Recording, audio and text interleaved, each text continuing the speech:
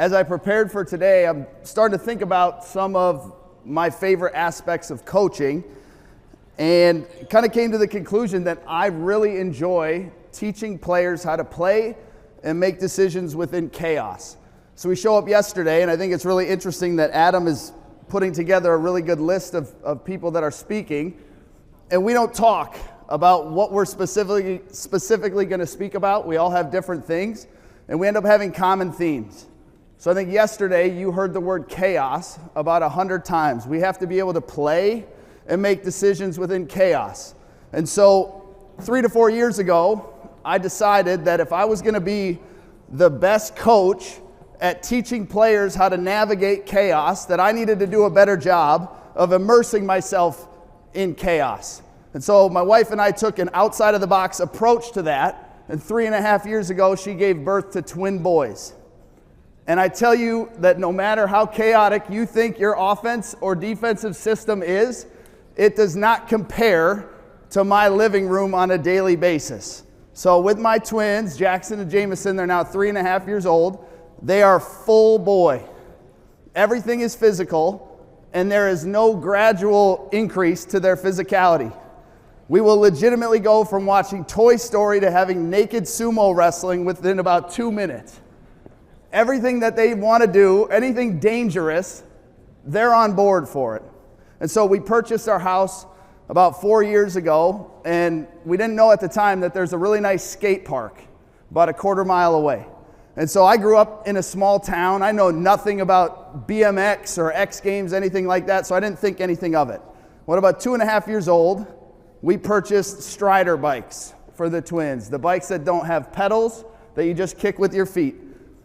And they go nuts on these things. So we're going to the park one day. They see all these ramps, and they said, "Hey, Dad, can we go over there?" So we go over there, and they're playing it safe, going on the little ramps and so on and so forth. But this is one of the nicest skate parks in the Minneapolis-St. Paul area, so it attracts a lot of really high-level athletes.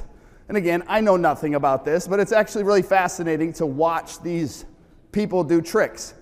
And so last year, the twins are about 2.5 years old, and they meet this kid named Ben. And Ben's about 12 years old, and he's really talented. He has a scooter, and so he will do tricks where he goes down one side, comes up the other, jumps, spins the scooter 2 to 3 times, and he sticks it.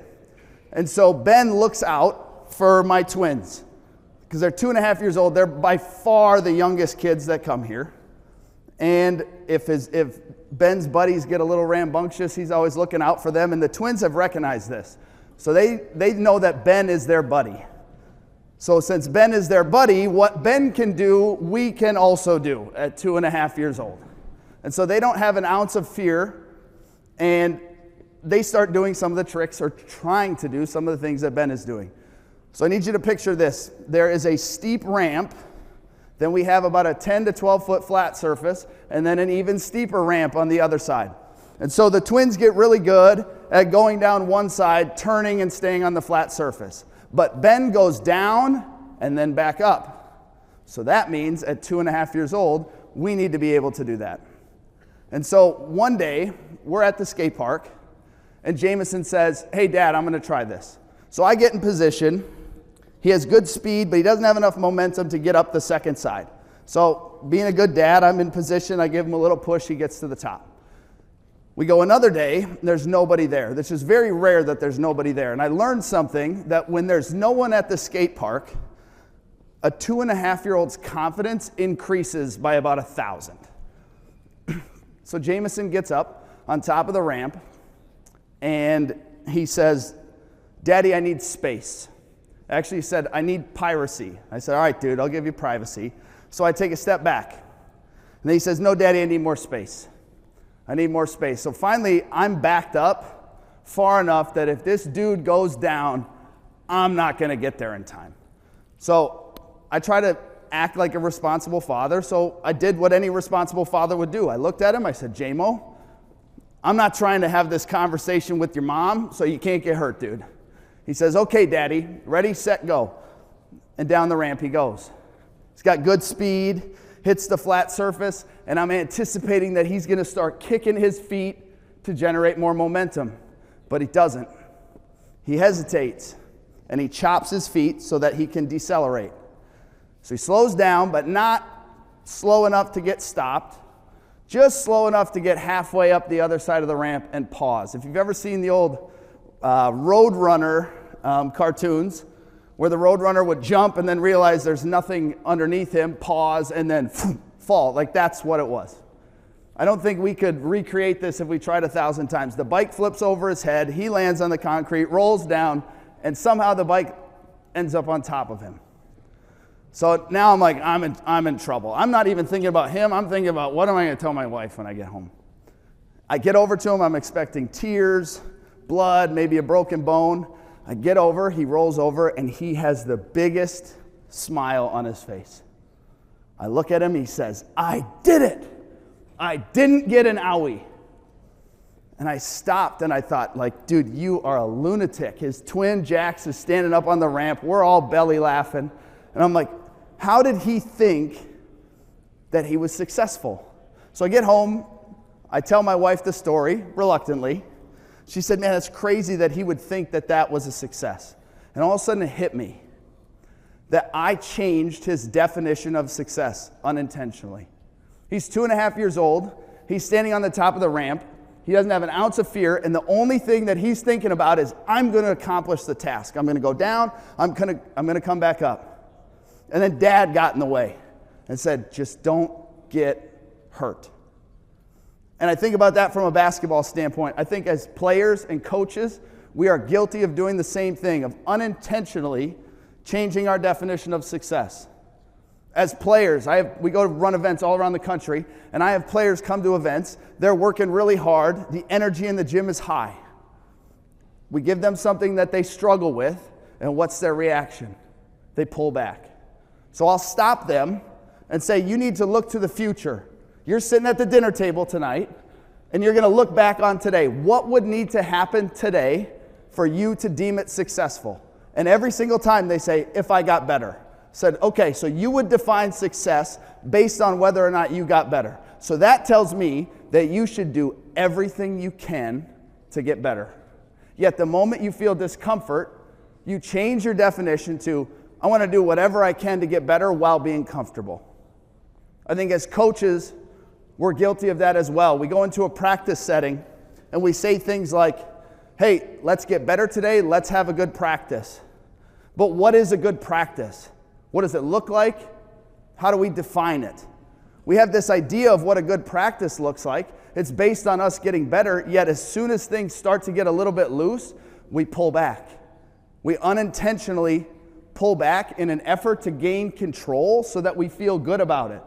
In the fall, our program works with about 30 high school programs in the state of Minnesota. The coaches can't touch them, so we come in and organize their fall workouts. We have a high school girls program. We're in year 3 working with them, and they're a state championship caliber program. We know all the girls. We know the coaches really well, and they're pushing to make that next step. They've gone to the state tournament. They want to win a title. So I'm talking to the coach prior to these workouts, and she said, hey, we have this girl named Cam, and Cam's a senior. She's been primarily a role player, but we need the ball in her hands a little bit more this season. This summer, she struggled handling the basketball. She struggled making decisions, specifically in the ball screen.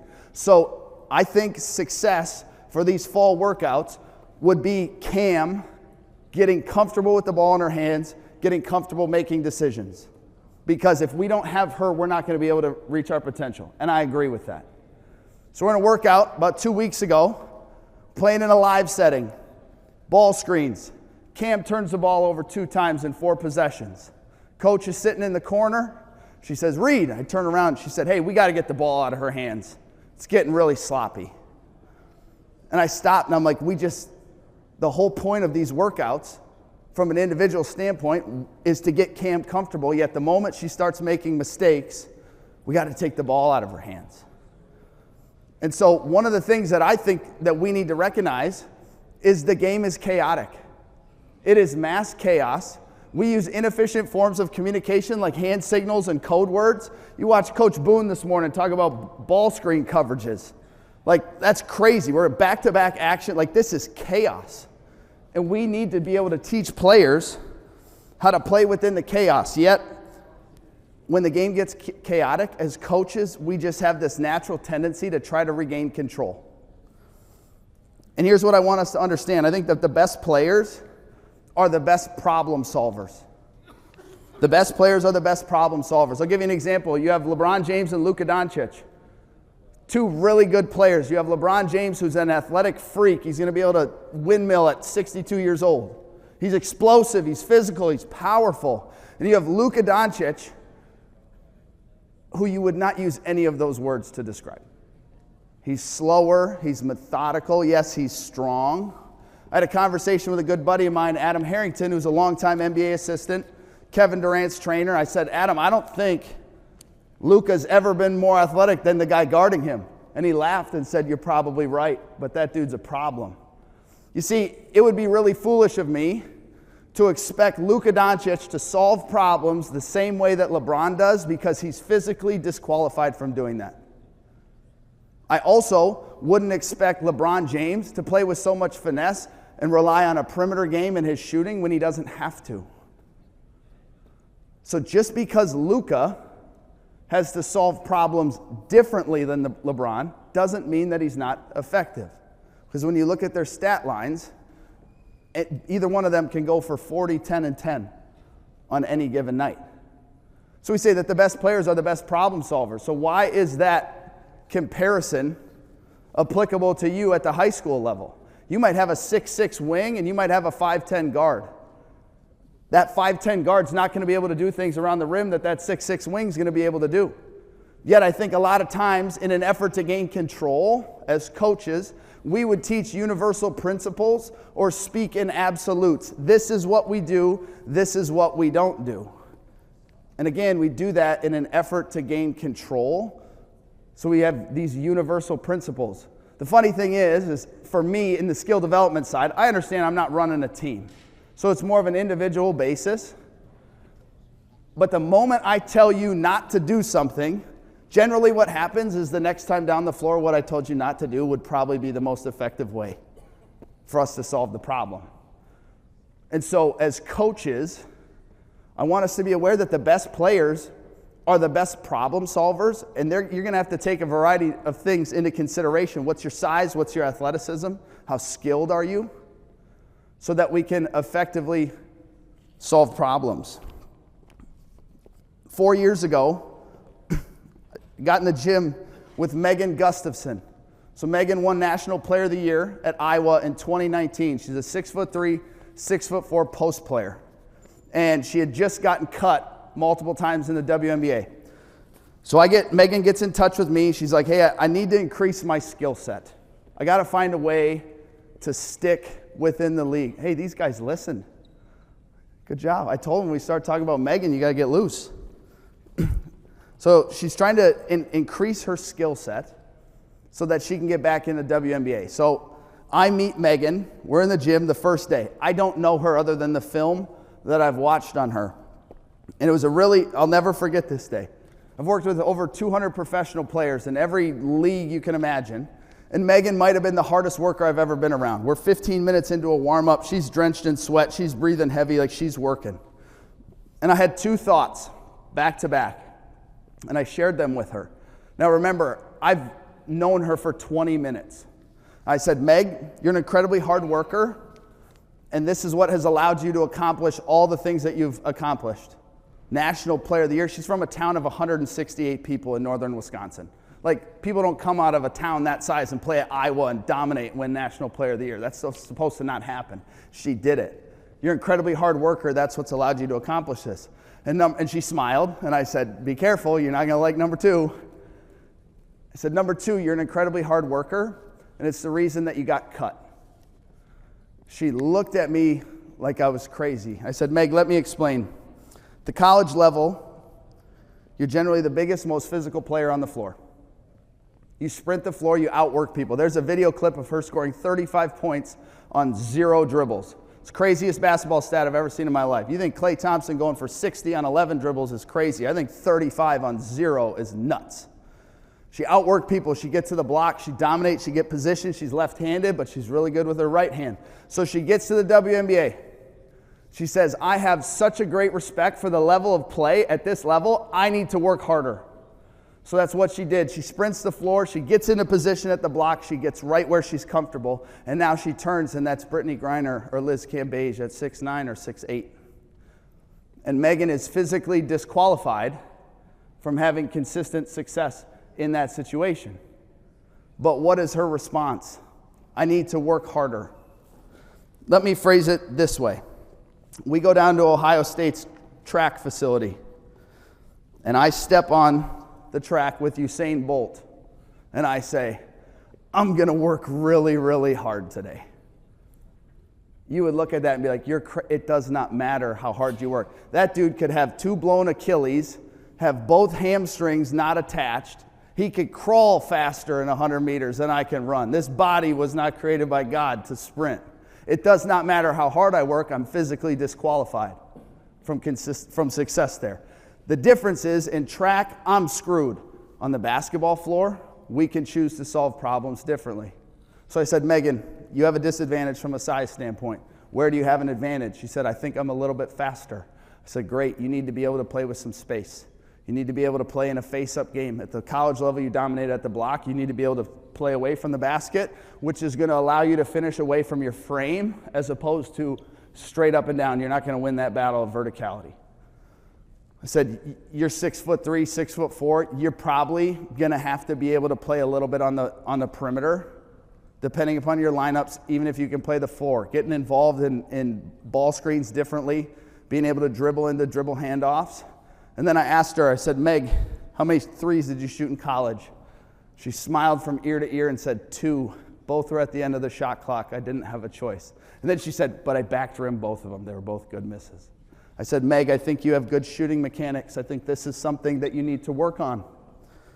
Fast forward a couple years, Megan's now on a multi-year deal with the Las Vegas Aces. She started half the games for them this year. She's playing on Spain's national team. She dropped 29 points in an Olympic game and hit 3 threes in the first half of a game. She listened. It wasn't a skill issue for Megan. She was incredibly skilled. It was a problem-solving issue. She thought that if I can just work harder, I'm going to find a solution. Because that worked at every level for her until she got to the WNBA. And so I look at Megan's story, and it's interesting because I share it, and I've had people say, oh, here we go. Another basketball trainer that turned a dominant post player into a 3-point shooting big that floats. That's not the case, because 2 years ago she led the EuroLeague in scoring by over 4 points a game. And she didn't shoot very many threes because she didn't have to. In that league, from a size standpoint, she understands that she has some advantages at the block. She has simply added a 3-point shot to help her solve problems when it's necessary. So I share that story with you guys because I think that happens at every level. Megan didn't have failure until she got to the WNBA. But we see youth players that maybe hit puberty a little bit earlier. They grow or they're faster than everyone else. And so now what they end up doing is solving problems based on an athletic trait or a physical trait. I'm taller than you, so I don't have to do everything correct. I can just win based on my size. I'm faster than you, so I can technically make a poor decision and still get there. But what happens when you get to a level where that physical trait advantage disappears? See that 7th grader that's 6 feet tall that dominates, and then they're 16 years old and they're 6 feet tall, and the ways that they solve problems don't translate. You see that player that's the fastest player on the floor, and they're able to gain advantages that way, and then the moment that they're not the fastest player on the floor, they get exposed for their lack of skill, their inability to make decisions, or both. And so as coaches, I think it's our job to help players make good decisions within the chaos. You want to become a better ball handler? What do? You dribble the basketball. You want to become a better shooter? What do? You shoot the freaking basketball. You want to be a better decision maker and problem solver? You have to put yourself in situations, or as coaches, we have to put our players in situations where they are forced to identify problems and come up with solutions quickly. Problem solving is a skill that is no different than ball handling, shooting, finishing, passing. So I look at this. We talked about success. What does success look like? I think success can look like a lot of different things. From a team standpoint, if you have a young, inexperienced team, you win 10 games, that might be overachieving for you. That might be a success. You have an older, experienced team hoping to make the state tournament, 10 games is not a success for you. That's a disappointment. And so that means our definitions of success can change, and this is what I think that we need to do. I think we need to make sure that our practices and our coaching methods are actually aligned with how we have chosen to define success. I think success to a lot of people looks like clean, crisp, and controlled. So as soon as things aren't clean, crisp, or controlled, we say, well, this isn't good, which means it's bad, and bad isn't good. So that means we're not having a great practice, we're not getting better. And I want to kind of reshape that today. So we're going to get the guys out here in a second. One thing that I want to share, kind of my philosophy on this. A year ago, I'm on a Zoom call with a company that we work with, and they had a professional surfer on, and her name's Brianna Cope, and someone asked her a question about her off-season training, and it blew me away. She said, well, I'm in California, and in the winter, it's not optimal surfing conditions. So the waves aren't great. So what I do is I go to Japan, and they have this technology that's a wave pool. And in this wave pool, it's able to give me the same wave over and over and over again. So it's still difficult, but there's limited variables. I know what's coming. So what this does is it gives me the opportunity to master something in a controlled environment. So it doesn't mean that it's easy, but it's controlled, and I know what that wave's going to look like. When I get in the ocean, I don't necessarily know the speed or the height or the timing. I have to adjust to the variables. So after I spend a considerable amount of time in the off season in the wave pool, I got to get back in the ocean. And I thought, that's basketball development right there. That wave pool, our controlled environments. It doesn't mean it's easy, and it doesn't have to always be 1-on-0. But that controlled environment that allows us to make decisions, get comfortable in situations before ultimately getting back into the ocean, because we need to understand that the game is played in the ocean. So we're going to get started here. Let's get like 6 guys out here with 3 basketballs. And before we go forward, I'm going to give you access to just about everything that we go over today. We had to pivot a little bit. Yesterday when Coach Atkinson, I thought he was awesome. He started going, and then in the 5 minutes that he went over his time, he went over like 3 things that I was going to do today. So we pivoted a little bit. But most of the stuff that we're going to go over today, we've made available on our website for free. So don't feel like you have to panic and write things down and feel like you're going to get access to it. So the phone number is this. It's 612-688-7215. That's 612-688-7215. Now, listen to instructions. Text the word clinic.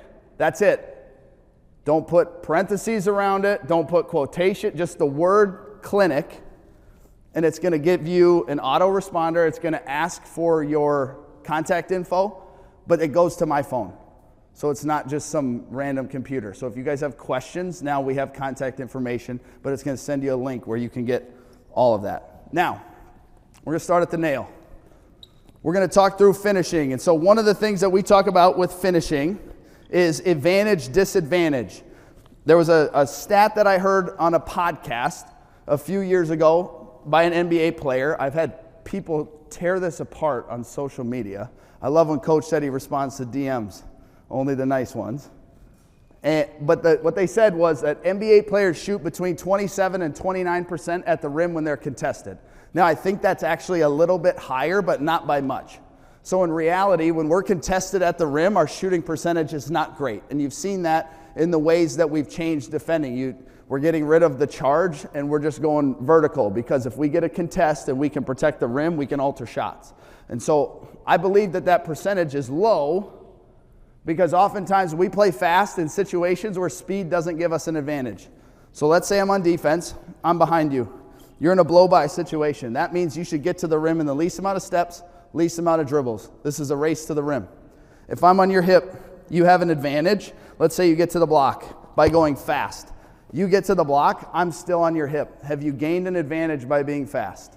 No, you still have an advantage, but you've gained nothing by being fast. So right there, it's less about speed and more about control. So we're going to do this. You're on defense, you're on this side. You guys are back to back. Back to back. So turn this way. Okay, now we got contact on the shoulder blades. I don't want the offensive player to fake one way and go the other. You're just going to go tight spin. So now we'll give you between 1 to 2 dribbles on this. Let's walk through this. Let's say you spin here. Now, if you spin wide, you're going to lose your advantage.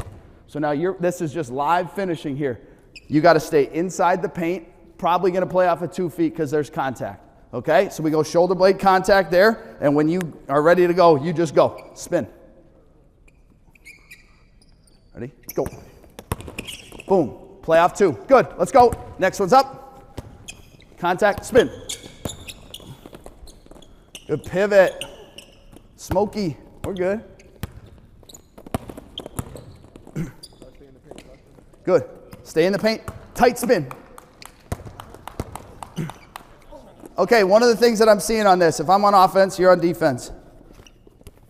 We are tight spinning here, and you guys are pulling the ball this way. If I'm going to spin this, if I'm going to spin here, I want to be able to engage with my right hand. So think about this. I'm 15 feet from the rim.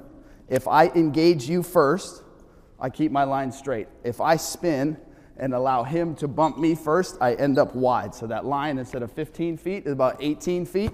So I want you to rip, be fast with it. If you spin this way, ball's in your left hand. Ready? Go. Yes, much better. Play. Come on, again. Good. Good. Play through contact. We got to finish. Let's go, fellas. Come on. It's not like you guys been demoing for 24 straight hours. Let's go. Good. Okay, pause. So speed gets you the advantage. Control allows you to maintain the advantage, right? So we would do this, and we play at a variety of different spots on the floor. Now, everyone needs a basketball. We got extra basketballs out there. You guys are good right there. Don't panic. You guys thought I was going to pull you all out here. Come on. Everyone needs a basketball. You guys are going to start out here. Okay, so we're going to go one-on-one finishing here. This is how we're going to score it. So if we did this, we would go per basket. So we'd be competing like this basket against this basket. So I'm going to start on offense. No, you're off. You don't have a ball. You're on defense, but you have a ball. Okay, so we're shoulder to shoulder. So I'm on offense. He's simulating my defender. You're also on offense. I'm simulating your defender.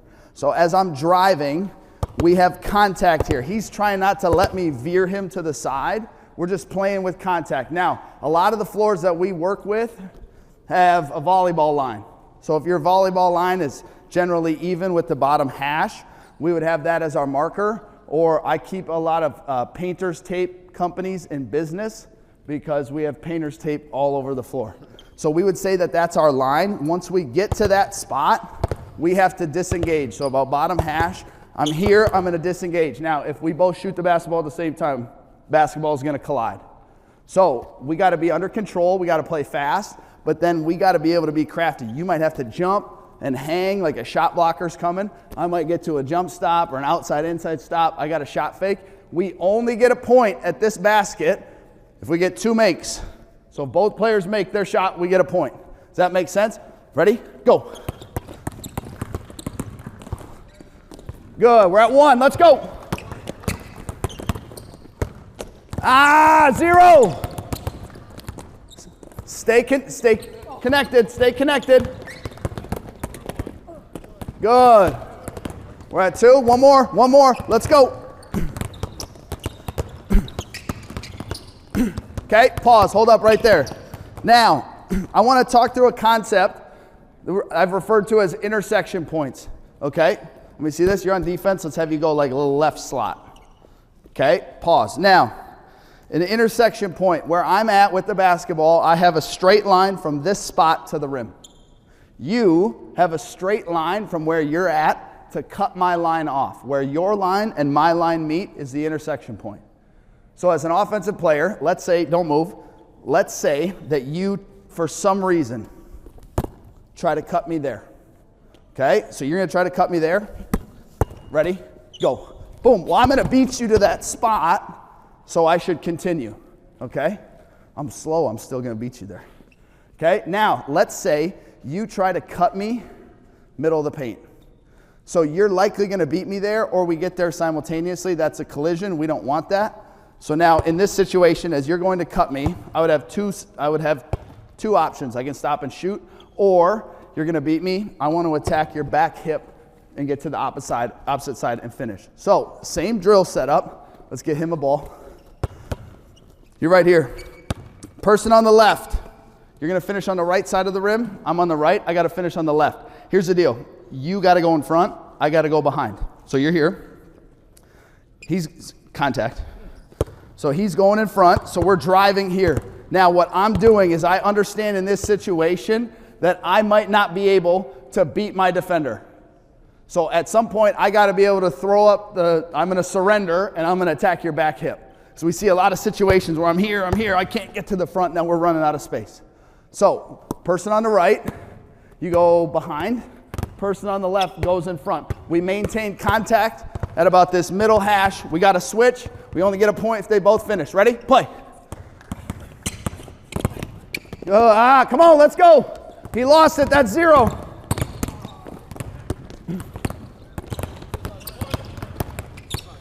Good. 0. Come on. Okay. Let's go. Okay, here's the deal. So if you're on the right and you're going to attack the back hip of the defender, if you decelerate too early and slow down, that defender is going to recognize that. They're also going to decelerate. So I don't want you to chop your feet 6 times to get there. The other thing is, I know we're tired. You guys, with contact, you're thinking too much.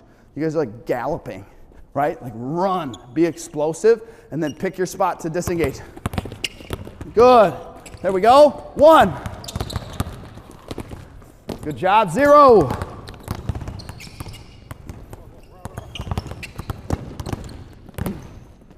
Okay, pause. So we would take that segment and then we would just flip-flop it. So if the person on the left goes in front the first time, the second time through we would flip that. Now, we're gonna score this on an individual basis. So you guys are up here. You guys are together. Now, this gets a little bit chaotic, but that seems to be the theme of the week. One of the guys behind is going to be the trigger. So you guys are standing here connected. You're dribbling. When he says go, you explode. Now here's how we score it. You have to finish on the opposite side of the rim to get a point. If you get in front and you score, you get 2. If you go behind and you score, you get 1. If you do not get to the other side of the rim, even if you finish on the right side of the rim, you get 0. Got it? So the person behind says go.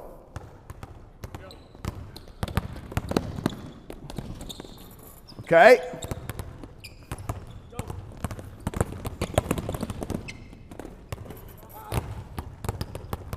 Go.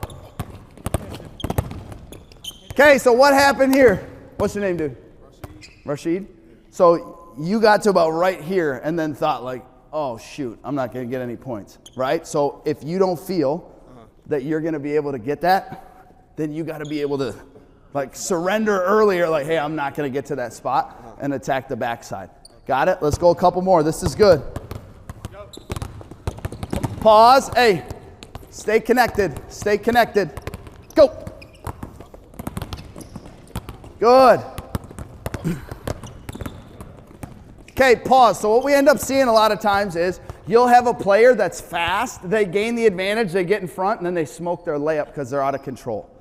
Right? So our focus is on gaining the advantage by being fast, but if you're fast and you win and you smoke your layup, we'd all obviously agree that's not a great thing. So we have to have the combination of speed, but also control. Okay, now we're going to have a different form of intersection point finishing. Oftentimes we'll use cones on the floor just to signify the starting spot. Okay, so I need 2 guys. I need 1 guy right here. I need another guy right here. Okay, now I need 2 more. So you can get rid of your basketball. You can also get rid of your basketball. All three of you can. Okay? You're going to start even, shoulder to shoulder. You're stationary. You're not moving. You're stationary. You're not moving. Let's actually back you up a little bit. Okay? You hold the ball in the right hand. Now, you're going to toss the ball out to your right side. When the ball contacts the ground, you're on defense. You have to backpedal and get around him. Yep, just like that. You're the same, and it's live. So the situation that we would be simulating, can I see the ball? If you were running in transition, like I'm here, and we got to make a decision. So now you have to choose, am I going to the rim, or if you pick the intersection point because you're the defender. If he's going to cut you off, then you attack opposite. Got it? So, hey, give it a little bit of toss. You can't leave until the ball contacts the ground. Ready? Whoa, whoa, whoa. We got Usain Bolt. You're good. I just toss it right here. Boom. So now he's backpedaling, and he's going. Good. Go get it. Yes. Good decision. Okay. Now, you two would become offense. We would slide two new, our offense, defense. You guys slide two new in. You're on the other side.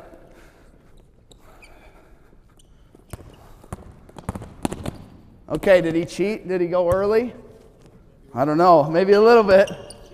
Okay, let's go again.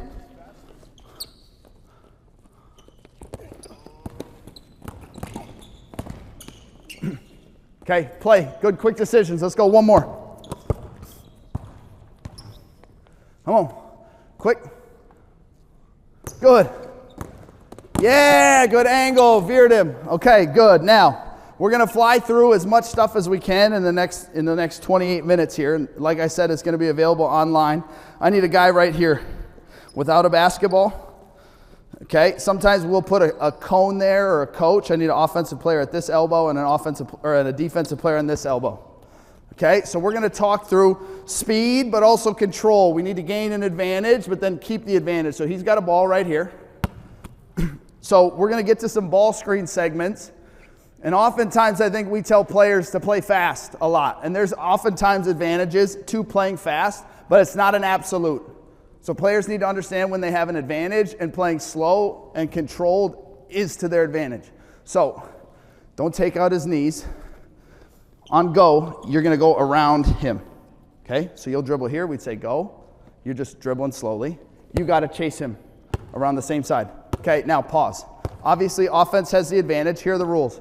Number one, if you go wide off of this, he's going to be able to get to the inside of your hip and at least make that contest. If I'm here, I'll be on offense. I would say go. I turn the corner on this. Now, game situation. This setup is not game situation. We're focused on characteristics. I'm going to have help side here. So if I just turn and go fast, I might create separation here, but I'm getting to help side sooner. So I have to make some form of contact with this defender before I'm able to go. So I would say go. He's chasing. I get to here. Boom. Now I've engaged. And now let's say if I do a good job of being here, your only route is my right shoulder. You'd go there. I'm going to push and get to this side. Otherwise, if you try to get to the inside, I got to be able to maneuver that. Solve the problem. Let's go. Ready? Go. Good. Get out. Play. Next guy's up. Get two guys up. Get two guys up. Just stay there. Be my screener for a second. Ready? Go. Good. There's no contact. There's no contact. You got to make contact. Ready? Go. Good. Hold. Hold. Not bad. Ready? Go. Good. Get contact. Yeah, good. Disengage and we get away. Ready?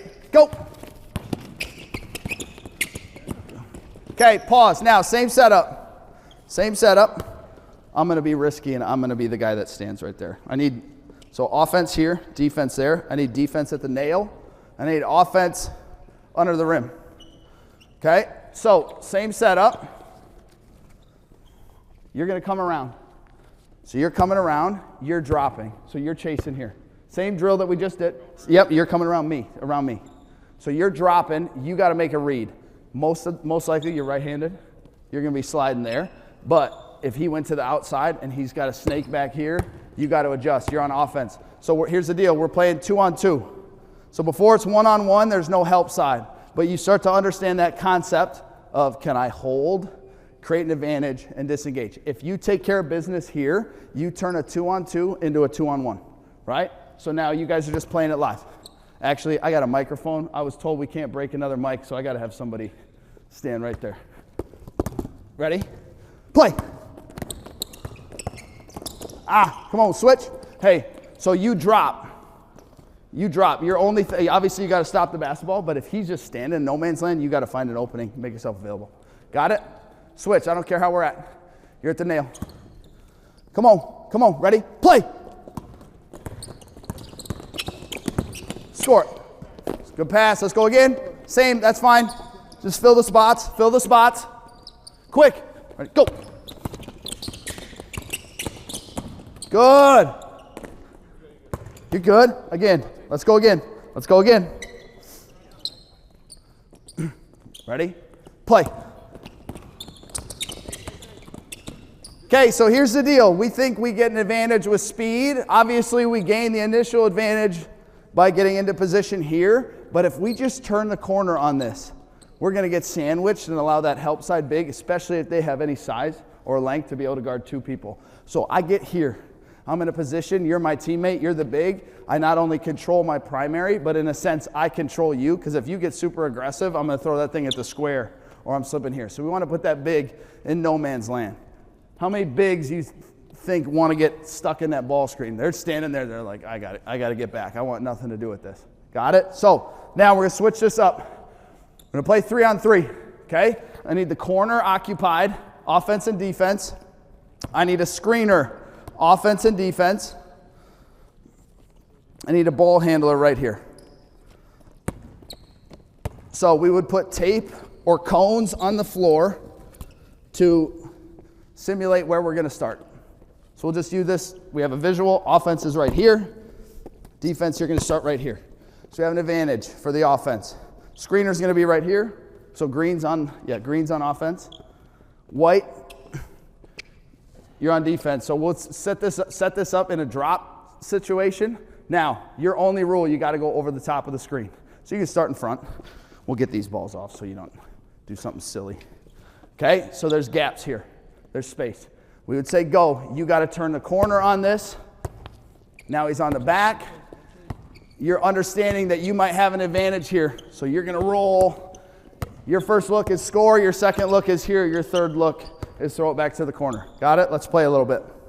Let's play a little bit. Ready? Go. Okay, again. Figure it out. Let's try. Hey, if we get in here, I loved how the Cavs guys talked about it yesterday. Gold medal, silver medal, bronze. Let's try to get gold medal shots. Ready? Go. Good. Play. Score it. Play it live. Finish. Good. Again. Quickly. Ready? Go. Lift. Yes! Hey, your patience and control got the big to do what?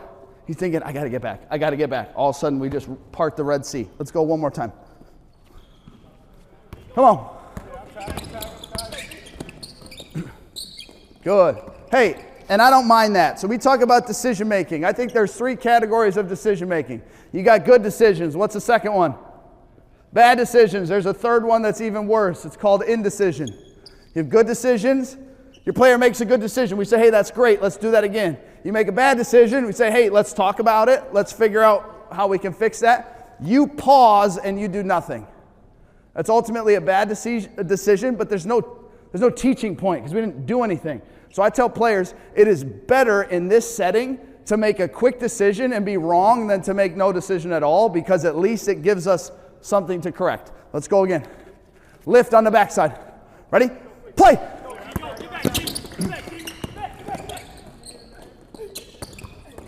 We're good. Let's go one more.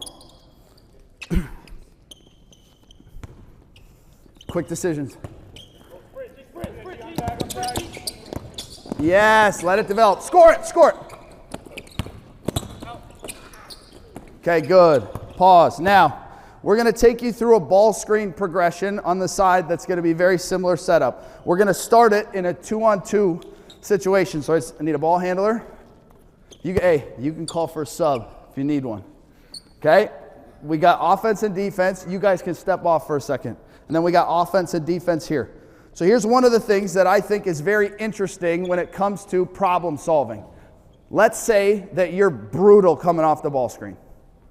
So the main characteristic that we would want to focus on right now is the decision-making point. You come off the ball screen in a two-man game on an open side. I got to determine, do I turn the corner? Do I hit the big? So you got to get to the decision-making point. But let's say that you suck in this situation right here, and for 20 minutes, he goes and is not able to actually turn the corner on the ball screen. So after 20 minutes, you're like, hey, I got it. And you're like, yeah, but you've only made one decision. So this is how we'd set it up. Offense and defense, nope, normal, you're right on his hip. Okay, so this is our two-man game. Pause, step off, play 2-on-1. Okay, so what we're simulating right here is you come off the ball screen. You can guard this however you want. You have no backside help. 2-on-1. Okay, so you're most likely in drop. Here's the rule. It has to be a paint finish, and you are not allowed to throw anything over the top. Okay, it's got to be a pocket pass. If you have some sort of shovel, you can do that, but there's no one on the backside. So we're going to play 2-on-1. It's literally the exact same situation. What we've done is we've removed the on-ball defender. So we've removed that variable, and our focus right now is on getting the ball handler to the decision-making point. Got it? Let's go. Ready? Play. Make that quicker. Switch, switch. We would say, hey, in that situation, if he makes one pass, that guy, the big's got to shoot it. Got it? Let's go. Ready? Play. Okay, good. Now, let's do the exact same thing. I need two guys in the corner. So now we're going to play 3-on-2. So same setup right here. So again, we do not have a primary defender on the ball handler. Our focus is on the decision-making point. So let's talk through your reads. I come off the ball screen. I'm here. My first read is I got to put pressure on the rim. My second read is here. If I don't have the big, it's because you tagged, right? I don't know if any of you guys remember Cole Aldrich. He's become a good buddy of mine, played at Kansas, was in the league for like 8 or 9 years. And he would talk about his time with the Timberwolves, that he would throw the ball out of bounds in practice all the time. And Tom Thibodeau will yell at anybody and everybody. He'd never yell at Cole. He'd yell at the rookies. He'd be like, I come off a ball screen, and I catch here, and I see a defender in the corner. I don't even have to look because I know that that's the only place that that defender could come from. So I'm the point guard. I come off. I can't score. I can't hit the big. I don't even need to look at you to know that you're open, right? Because I know that there's only one place that he could have come from, but you got to be able to communicate like, tag, I'm lifting. He's got to know. He's not a mom. He doesn't have eyes in the back of his head. Let's go. Boom, shot. Okay, now, one rule that I didn't mention. You could score it. Once you get rid of it, you're out, and it's live 2-on-2. Can't throw it back to the point guard. Ready? Play. Yes. Score it. Good patience. Be a really good 45-year-old YMCA basketball player with that pivot right there. Let's go. Good. Score it. Foul. Let's go one more. So what we're doing is we're trying to control the environment a little bit. So listen, right now you just get to make decisions. You don't have to worry about what's going on. Let's go one more. Ready? Play. Shot. Okay, now let's set this up again. Set this up again. Now let's add an on-ball defender. So as we're going gradually through this, now it's live. Your only rule, you have to go over the top and you can't switch it. After that, it's live 3-on-3. So the purpose of this progression, now we got variables. You know that he's going over the top. Eventually we're going to build till you can figure out whatever you want to do. You might not know how to get to the decision-making point, but what you do know is what it should look like once you get there. So you're not sure how you're going to get there, but you at least know what you're trying to get to. Got it? Let's go. Play. Score it. Okay, again. Hey, you come off of this. think about this. You came here, boom, he's on your back, and there's space here. If you can't turn the corner, in order to beat him, you got to be able to get to his hip. He's 6 feet back. You can't get to his hip. Stop. Right here. Now you got to control 2 because he's on your butt. Let's go.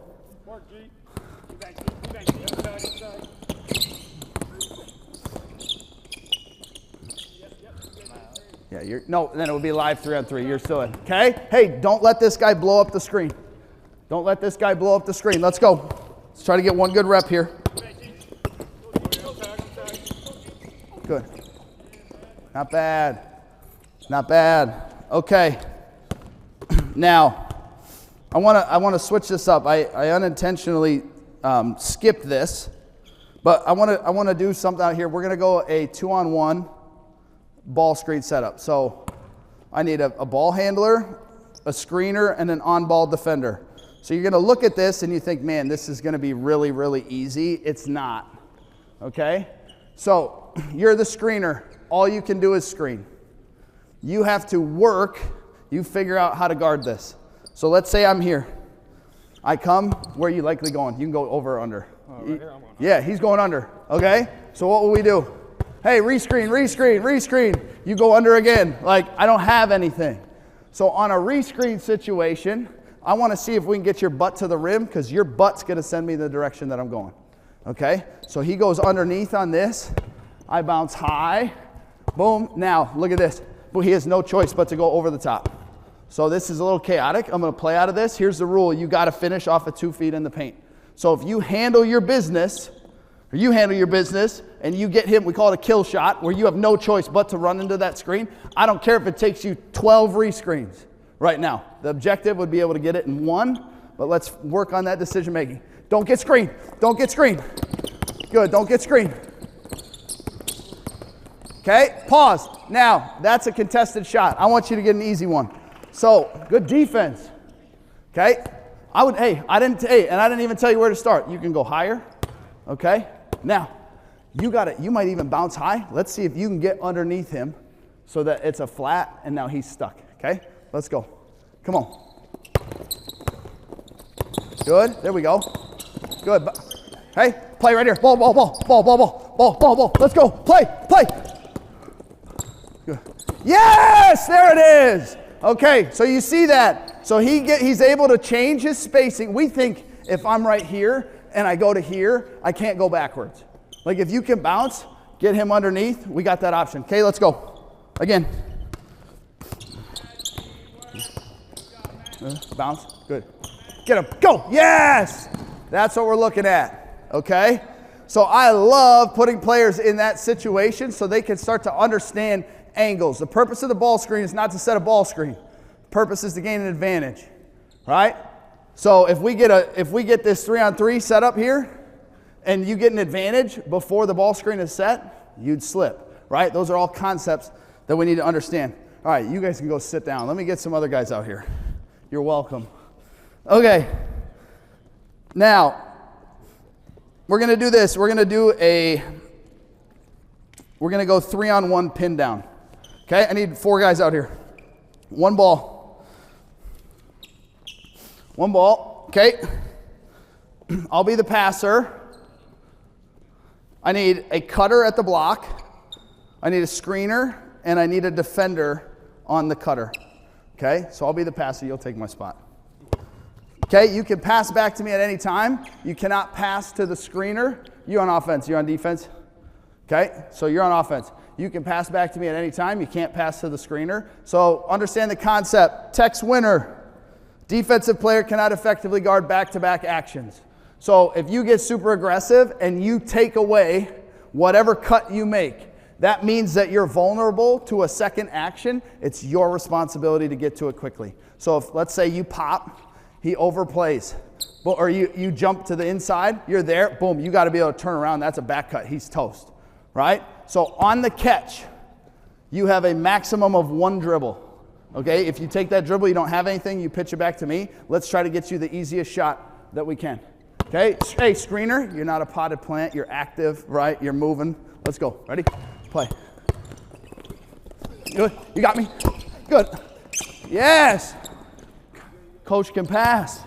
Come Come on, let's go. Let's go. Ready? Good.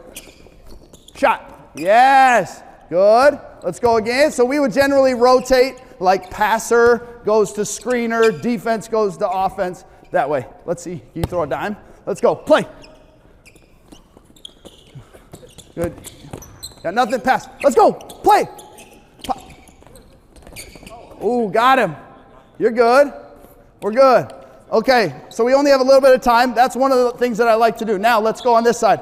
We're going to play a 3-on-2. I want cutter in the corner, screener. I'm the passer. Okay, so we would say use the over, twist the under. Okay, let's do this. Let's go you on offense. So we get 2 white shirts on offense, 2 green on defense. Now, down screen. We would give the defense this restriction that they're not allowed to switch right now. So down screen, you have to communicate it. Okay, now let's say you go over it. You go over it. That's a use it. You got to curl this thing, right? So that's a curl. You're going to screen and separate. So if he curls, you're going to pop. Now, let's say for a second that you go under it. So let's switch. You go be the screener and guarding me. So I'm here. He goes under. Okay, you go underneath it. Okay, pause for a second. I got both defensive players on this side of the action. So you showed on this side. So you show on the first action, you can't effectively guard back-to-back actions. So I would catch right here. You're going to twist. Just spin right back around. I'm downhill. We're playing out of this. So I have rim. You can't switch, but you got to be able to show long enough until they get back. Okay? Yeah, it's 2-on-2. 2-on-2. So you can pass back to me. So here's the deal. He might not be able to see. So if he's going over the top, you're yelling, over, use it, right? He goes underneath, you're yelling twist. Hey, and if we got to get to a twist, we got to get to it quick. Ready? Play. Oh. Hey, so he went under. Listen, pause. So he went under, but that's still a basketball play. If you can turn the corner, right? Don't be a robot. I thought that was good. He goes under. You pop off of that. We can get to a twist or a shot. Ready? Play. Under. No, my fault. Pause. You pop. I'm going to throw it to you. I'll throw it to you, and then he's going to twist. You got to be able to catch that thing and rip to the baseline. Ready? Play. Pause. Where'd he go? He went under. So now think about this. You caught it here to get a ball screen. You got to attack the sideline and go all the way back around. So if he goes under, I want to pop here, catch, boom, and we're immediate. I have rim. I have pocket pass. Okay? Yeah. Under, catch, boom, roll, get out. Yes. Okay, so we're gonna rush through this, but I want you to understand multiple concepts that are the same. Come set a ball screen. Okay, roll. I get here. This is how we get set up. Let's go dribble handoff. I come here, roll. Same thing. I can go get action where I can pitch it to you and chase. We end up in the same spot. Right now, this is a pin down. It's the exact same thing, right? You're coming off, he can roll. So you have ball screen, DHO, get action, and pin down, end up in the same spot. Use the over, twist the under, okay?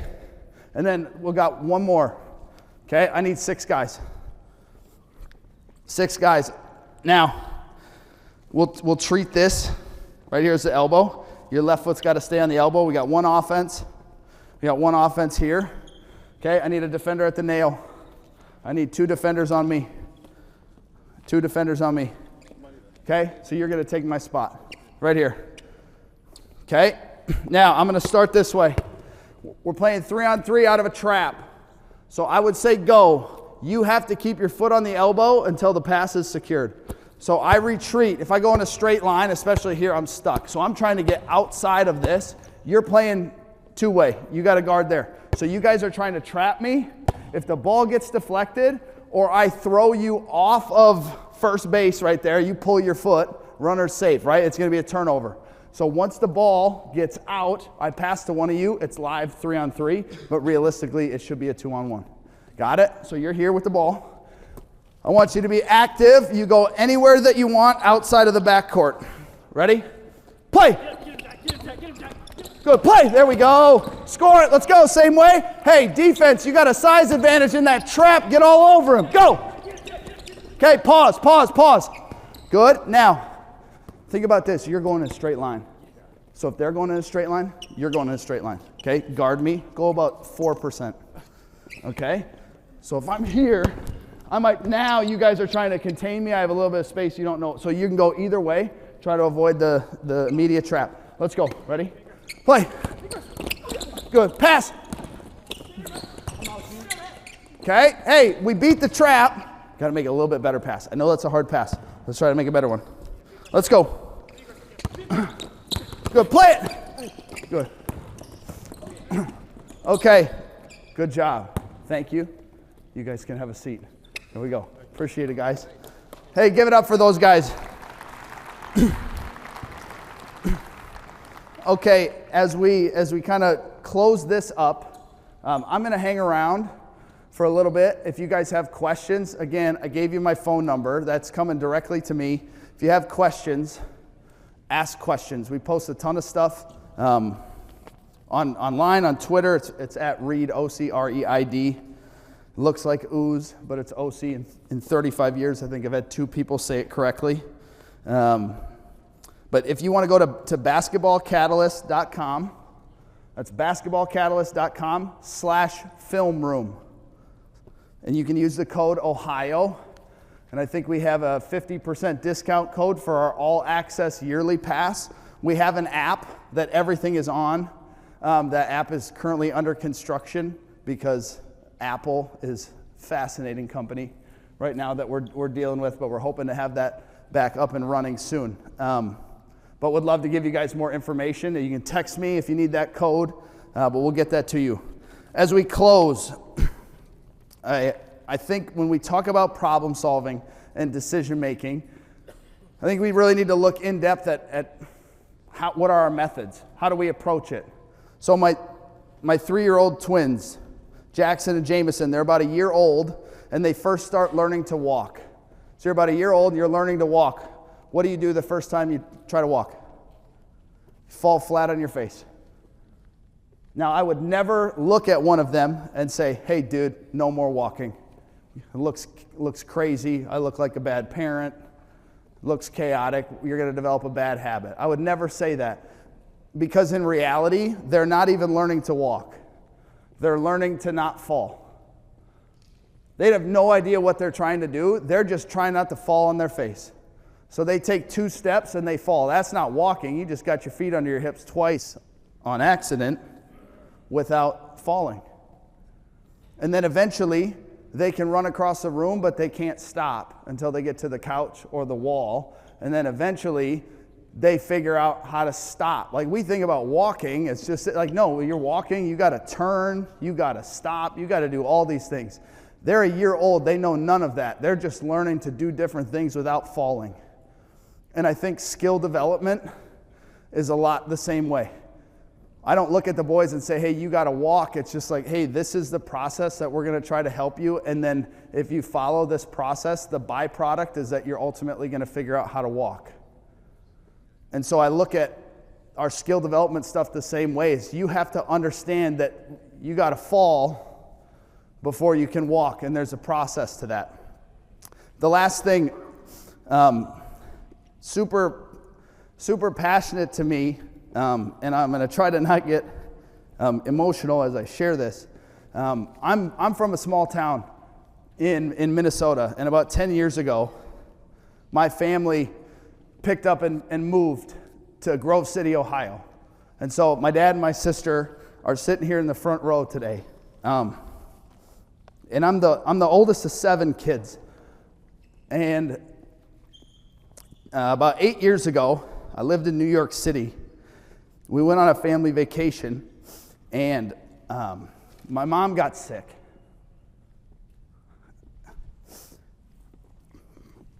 And growing up in a small town, it's a little bit different education system. Super small schools. Like the hometown that I was in, I think I ended up going to a different school. They had like 11 kids in the graduating class. And my sister Sela, who's not here today, is 22 years old. And Sela's birth mom made some decisions prior to Sela being born that have impacted Sela's development and growth her whole life. It's not Sela's fault. But she's had to deal with different disabilities. And so my mom gets sick. She has stage 4 cancer, and she doesn't have very long to live. And Sela, who's been homeschooled by my mom and has gotten the education that she's needed there, now has to go to Grove City High School for her freshman year. There's more kids in her freshman class than there were in our entire hometown where she grew up. And she has to go to school not knowing if she gets picked up that day, if someone's going to tell her that her mom died. And I pick Sela up from school.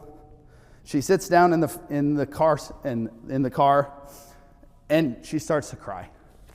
And I said, Sela, what is it? And I knew what it was. But she looked at me and she said something I'll never forget. She said, no one sat with me in the lunchroom today. And it just crushed me. That was never an issue for me. I was a decent athlete. I was in the popular crowd. I had a pretty girlfriend. Everything was smooth. And I now had to watch my sister go through this. So the next day I get to school and I pick her up. She gets to the car and she's beaming, smiling ear to ear. I said, Sela, how was your day? And she said, someone sat next to me in the lunchroom today and she plays soccer. And she had so much joy in her voice. And we talked about it. Sela loves soccer, or she loved soccer at that stage in her life. She would do anything that she could to be around somebody that played soccer, and it didn't matter if they were the Gatorade Player of the Year or they were the worst player in the entire program. She just wanted to be affiliated with somebody that played soccer. And my mom passed away. My dad calls me about a month later, and he said, Sela is flourishing in school. She's doing the best that she's ever done. And this is after missing 2 weeks of school after my mom died, traveling for the funeral. And I would put a lot of that on that girl, that soccer player, who had no idea what Sela was going through at home, who sat next to her in the lunchroom. And I get emotional telling that story because as coaches, it's our responsibility to help our players be like that soccer player. We get a lot of, we have these dreams and aspirations of playing college basketball and playing professional basketball, but in reality, it doesn't matter because basketball is just our platform. I think band and choir and theater are great, but you have 3 concerts a year. You have 3 performances a year. We coach basketball where 20 plus times a year we get an entire community to support us, and they have their eyes on us as coaches and as players. Your players are going to set the temperature or the culture for the school. And you can argue whether that's right or wrong, but it's reality. And so I look at the impact that this soccer player, who likely has no idea the impact she had on my sister, I look at her and I'm like, we need to coach players to be like that go sit by the lonely kid in the lunchroom.